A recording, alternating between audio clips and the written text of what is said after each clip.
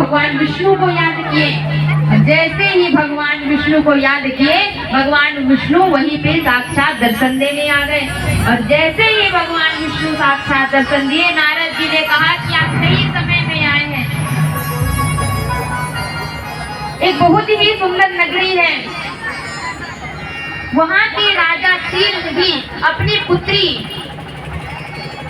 का स्वयंवर कर रहे हैं। आप एक काम कीजिए, अपना जो स्वरूप है, अपना जो स्वरूप है उसको मुझे दे दीजिए, क्योंकि भगवान विष्णु सबसे ज्यादा सुंदर है। सुंदर में उनसे ज्यादा कोई है नहीं, भगवान विष्णु से ज्यादा सुंदर कोई है नहीं। इसलिए नारद जी ने कहा कि आपकी सुंदरता, आपके स्वरूप को कुछ समय के लिए मुझे दे दीजिए। अब माया को हटाने के लिए भगवान विष्णु ने कहा कि मेरे से जो हो पाएगा मैं करूंगा। ऐसा क्यों कहा? क्योंकि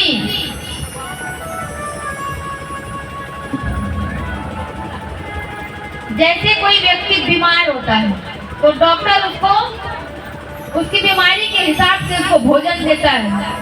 जैसे किसी को बीपी की बीमारी है तो कहते हैं कि तुम नमक कम खाना। और भी कई प्रकार की बीमारियां हैं, उनके अनुकूल उनको भोजन दिया जाता है। इसी प्रकार नारद जी को मोह को दूर करने के लिए कहा कि मैं यथा अनुकूल तुमको अपना स्वरूप देने का प्रयास करूंगा। तो पूरे संपूर्ण शरीर तो भगवान विष्णु जैसे हो गए नारद जी के, लेकिन उनका मुख हो गया बंदर जैसा। नारद जी का मुख हो गया बंदरों जैसा।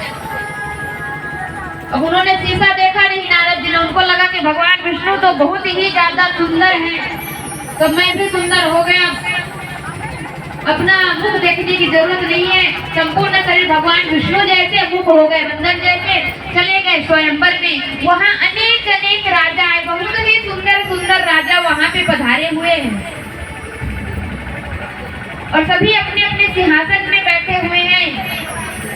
और जैसे ही सुंदरी मोहिनी, विश्व मोहिनी वहां प्रकट हुई, सभी राजाओं ने देखा ये तो बहुत ही सुंदर कन्या है। सभी राजाओं ने सोचा ये कन्या हमसे विवाह करे, ये हमसे विवाह करे।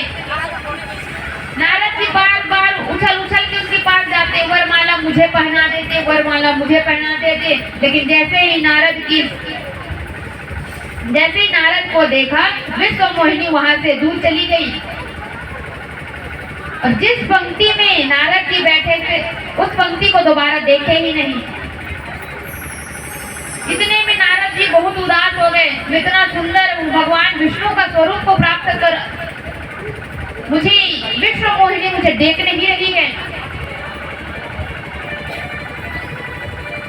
इतने में ही भगवान विष्णु वहां प्रकट हो गए।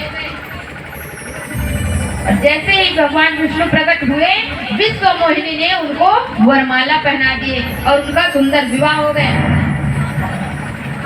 जब इस दृश्य को देखा नारद जी ने तो बहुत ही ज्यादा क्रोध हो गए। भगवान शिव के दो गण भी नारद जी के साथ थे। कहा कि जरा अपना मुख देख लीजिए। तो जल में अपना मुख को देखा तो उनका मुख हो गया था बंदरों जैसा। तो दो गण थे, भगवान ने भोलेनाथ के उनको भी श्राप दे दिया, तुमने पहले नहीं बताया। हमेशा तुम कहते रहे कि मैं आज बहुत ही सुंदर लग रहा हूँ, विश्व मोहिनी आपको ही वरमाला पहनाएंगे, कभी नहीं बताया आपने। और भगवान विष्णु ने मुझे चला है। भगवान विष्णु और विश्व मोहिनी तो उसी समय अंतर्धान हो गए थे वरमाला पहनाते समय। उसके बाद नारद जी भ्रमण करते करते करते तो उनको क्रोध आ रहा है। क्रोध क्यों आ रहा है? क्योंकि विश्व मोहिनी को पत्नी के रूप में प्राप्त करना चाहते थे, लेकिन प्राप्त नहीं कर सके, तो बहुत ही ज्यादा क्रोध में आ गए।